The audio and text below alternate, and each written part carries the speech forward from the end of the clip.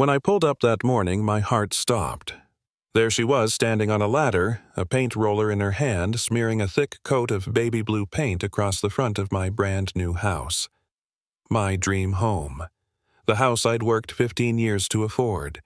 And she had the nerve to smile and say, "You're welcome. I'm fixing your mistake." That was the moment I knew this wasn't just about a house anymore. It was about control. About someone deciding that I didn't belong on land I owned. The first time I ever saw Karen, she wasn't welcoming me to the neighborhood. She was screaming across the street that my presence was staining her pure land.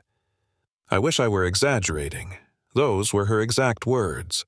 I remember just standing there frozen, holding my blueprints, trying to process the insanity. I just bought 2 acres in Willow Creek Estates, a quiet, tree-lined community.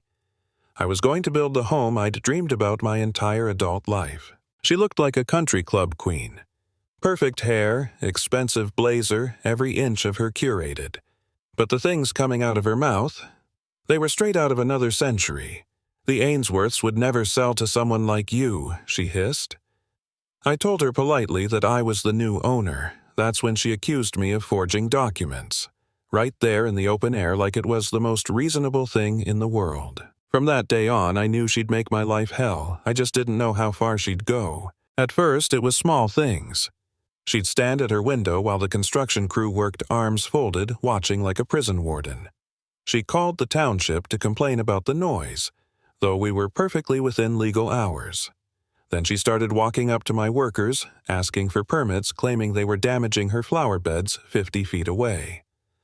My foreman, S., told me she even accused one of his youngest guys of leering at her because he drank a Gatorade too slow. It stopped being funny. She was harassing people, intimidating kids who were just trying to earn a living. So, one morning, I showed up early, waited in my car, and sure enough, she strutted out in another power blazer, arms crossed like she owned the block. I walked right up to her and said, "Your job as a neighbor is to mind your own business. Leave my crew alone." She puffed up like a balloon, almost said something she shouldn't, then spun on her heel and stomped back to her house. That's when the war started. She couldn't stop the build, so she started calling in anonymous complaints. Every week, it was something new: trash placement, noise, debris. The township inspectors got so tired of it they started laughing when they saw her name on the report. But she wasn't laughing.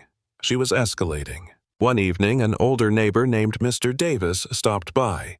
He said Karen was going door to door with a petition to preserve the historic character of the neighborhood. He shook his head. "She's poison," he said. "But most of us told her to get lost." I appreciated it, but deep down, I knew it wasn't over. Months later, the house was nearly finished. The walls were primed, waiting for paint. I'd finally chosen a deep charcoal gray, a modern but timeless color. It was perfect. That Friday night, I stood in the driveway looking up at my nearly finished home, feeling proud. For once, everything was calm. Until the next morning, when I saw her on that ladder with her paint cans lined up neatly on my driveway, humming like she was in her own backyard. Something inside me broke. "What the hell are you doing?" I shouted. She didn't even flinch. "I'm fixing your mistake," she said sweetly. "That gloomy gray isn't appropriate for this community.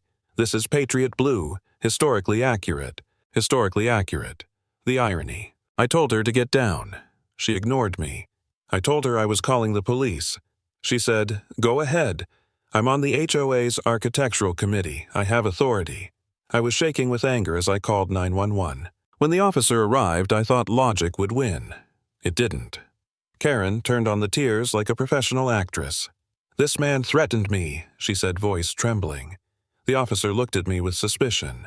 I couldn't believe it. I pointed to the house, to her paint cans, to my phone recording everything. "She's vandalizing my property," I said. He sighed and said, "This looks like a civil matter. You'll need to handle it in court." A civil matter. She had literally painted part of my house, and he walked away. Karen smiled that smug, poisonous smile. "Who do you think they'll believe?" she said before calmly gathering her things. When I told her to leave the paint evidence, I said her face twitched. "That's my property," she snapped. "You can't keep it." I stepped forward. "Watch me." That's when it happened. She got in her big white SUV, revved the engine, and drove straight through my brand-new 6-foot fence. Splinters exploded into the air like gunfire. Then she backed up and sped off. I just stood there, phone in hand, recording the chaos. My dream home defiled. My property destroyed. That's when something shifted inside me. The fear burned away. I called 911 again, but this time my voice was steady, calm, official. "I need to report a felony," I said. I used every legal term I knew, and it worked. They sent a sergeant this time, a man who knew what he was doing. He watched my video, jaw tight, and said, "This is a felony. We'll find her." They did. She was arrested later that afternoon. My lawyer, Mr. Jones, told me something I'll never forget. "This isn't vandalism," he said. "This is a hate crime. She's not just attacking your house, she's attacking your right to exist here. We're going to make sure she never forgets your name." For a moment, I thought maybe it was finally over, but she came back swinging with lawsuits, false accusations. The HOA joined her, issuing violation notices about my paint color and fence design. I was drowning in paperwork, legal threats, and exhaustion. I couldn't sleep. I started to wonder if I'd made a mistake moving here. Maybe I didn't belong. Maybe she was right. But then Mr. Jones called. We found something, he said. Something big. His investigator discovered that Karen's father was the original developer of Willow Creek Estates, and before he built this pure neighborhood, the land had belonged to a black family, the Jacksons. Their farm had been destroyed by mysterious fires, poisoned wells, and accidents that forced them to sell for pennies. The buyer, Karen's father. The same land she said I was staining had been stolen from people who looked just like me. The hypocrisy made my stomach turn. We didn't use it right away.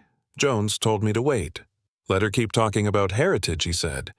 Let her hang herself. And she did. At the city hearing, she stood at the podium, voice quivering with fake virtue, talking about her father's legacy.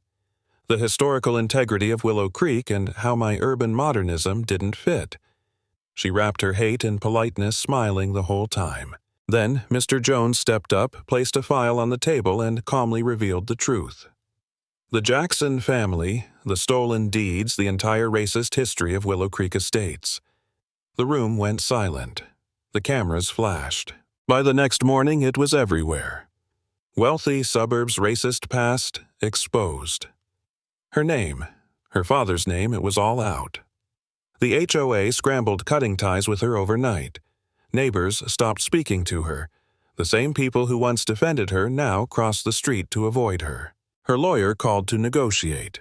Mr. Jones said no, we'll tell you our terms. And they were brutal. She'd pay for every cent of damage to me and to the Jackson family. She'd plead guilty to the felony. She'd write public apologies to all of us and fund a monument in the neighborhood honoring the true history of the Jackson farm. Her family's fake legacy would be erased by the truth she tried to bury. She signed everything. I was there. She couldn't even look at me. The woman who once called herself the guardian of the neighborhood left it in disgrace. Her house went up for sale within weeks. And I finally stood on my own front porch again, watching the crew repaint my walls in the same deep charcoal gray I'd chosen from the beginning. The ugly blue was gone. The fence was rebuilt. But even then, there was no sense of celebration, just silence. The kind that comes after a long storm when you're not sure what to feel anymore. I thought about everything I'd been through, the insults, the fear, the sleepless nights, the moments I doubted myself. And I realized something simple, something powerful. Owning land, building the home, it's not just about property. It's about belonging. About claiming your right to exist without apology. And sometimes the only way to defend that right is to fight for it.